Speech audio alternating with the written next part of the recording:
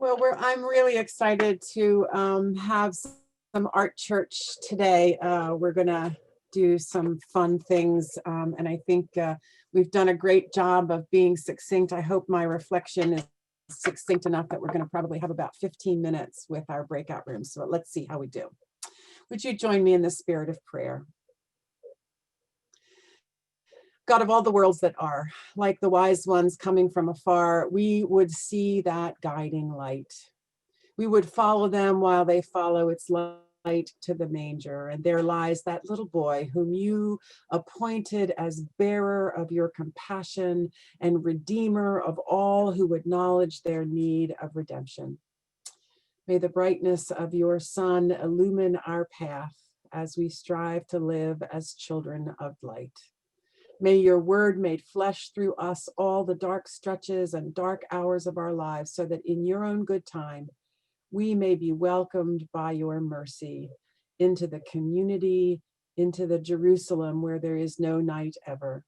To this end, let our prayers, our community, and our praise prepare us for Jesus' sake. Amen. Amen. Well, Epiphany has always been one of my favorite holy days, a high holy day for me, if you will. It speaks to me and my faith journey directly, clearly, and personally. When I first came to our faith, which I did as an adult, and discovered the idea of having an epiphany, I connected it to the idea of a change of mind, if you will. And every time I think of Epiphany, those of you who are with Sanctuary will have heard this story before, but every time I think of Epiphany, I'm reminded of those 1970s television commercials where an actor takes a sip of soda or eats a sugary snack and then smacks themselves on the head and says, "Wow, I could have had a V8." The dictionary describes an epiphany as one, a usually sudden manifestation or perception of the essential nature or meaning of something. Two, an intuitive grasp of reality through something such as an event, usually simple and striking. And three, an illuminating discovery, realization, or disclosure. So here are some of the reasons why I love Epiphany and the season of spiritual growth, the Epiphany season that follows. I love celebrating the fact that I can see things in a new way when I open my eyes. The Magi came to find a king, and what they discovered when they opened their eyes was a new kind of sovereign. I'm grateful that I've learned to reframe things, illuminated by the light of the Christmas season and guided by the Jesus way offered to me by the light of the world. When times were dark and the people of Israel were discouraged and frankly not sure that God was actually with them, the prophets and the faithful kept proclaiming the truth of God's love and presence and the promise that God was doing a new thing, that God would send a new light, a new start into the world to change everything. So I appreciate having learned to trust my intuition. And when there's something that doesn't quite sit right, to ask for help, to check in with a spiritual guide. And when I'm headed for trouble, and I know it now, I can feel it because I've practiced this. When I'm headed for trouble, I can stop and go another way. Duh. My favorite part of the story of the three wise ones is at the end of the reading. When it was time for them to go home, they were warned in a dream about the trouble with Herod, and they went home by another way. That's one of my spiritual axioms, going home by another way. The truth is, when we open the eyes of our hearts to notice, we are able to glimpse the epiphanies or manifestations that are happening around us most of the time. There's always something new to see, but opening the eyes of our hearts seeing the guides that are all around us and stopping to notice when we're in trouble and need to go another way, that takes practice. And for me, it takes spiritual direction. I can't do it by myself. Each of us has stars that light the way, a cloud of witnesses, if you will, that guide us along our life journey and point us toward living a good and faithful life.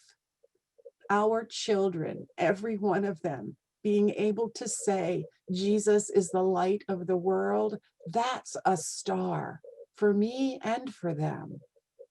So each liturgical year, on the heels of the arrival of the light of the world, this Epiphany arrives, and it carries a sense of renewal, I think, appearing every year as the calendar year turns.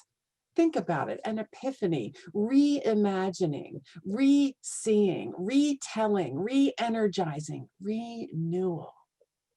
But Epiphany also brings a sense of coming home, of returning to basics as we move ever onward on our spiritual journeys.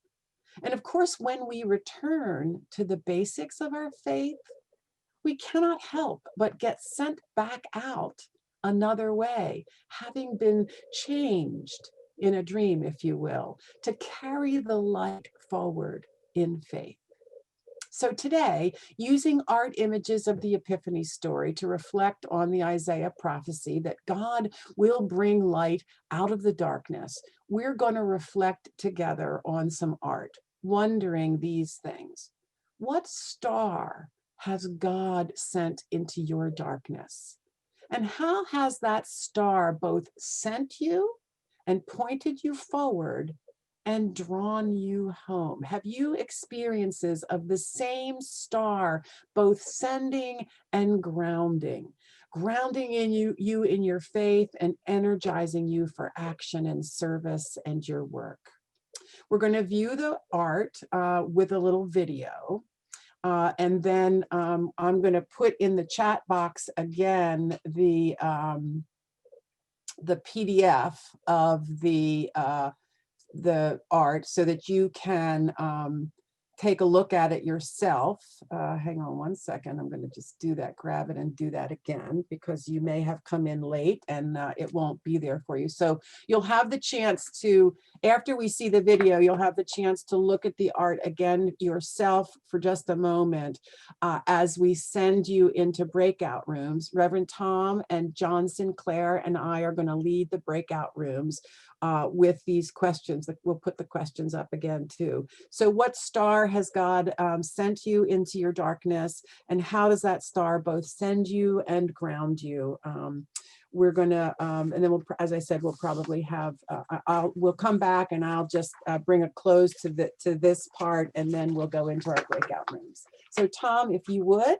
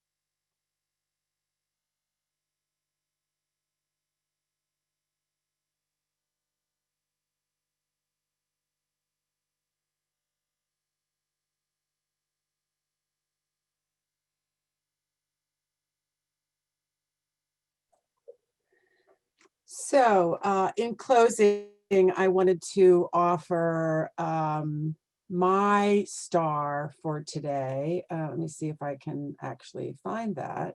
I want to share with you. Are you seeing the three women serving? Yeah, thanks. So the thing that came up for me, besides the kids talking about Jesus as the light of the world, which really just moved me so deeply today, is that the spiritual practice of gratitude. We say in the 12-step world that gratitude is an action word, not a feeling. And this image really felt like a sense of offering and serving and moving. Uh, uh, Gratitude has been, the idea of gratitude is not a feeling, but an action, has been one of my epiphanies in my spiritual journey. And I believe for me, it's an ongoing spiritual practice. When I get in trouble, I stop to ask myself what I'm grateful for. And whether it's the action of tithing financially to the church or other things that matter to me, whether it's sharing my experience, strength, and hope with other people in recovery, whether it's serving my neighbor with kindness and love expressed in a soft heart or a sandwich, or being responsible for my part of every relationship, gratitude is expressed through my actions. And those actions then ground me in my faith, my God. And therefore, it creates this center of what feels like home to me. And when I stop and ask myself what I'm grateful for, when I take the time to see how much I have and how blessed my life is, it actually changes my heart. It opens my the eyes to my heart. And darn if that doesn't send me right back out again to be of use, to serve God and to love my neighbor. So today, gratitude is my star.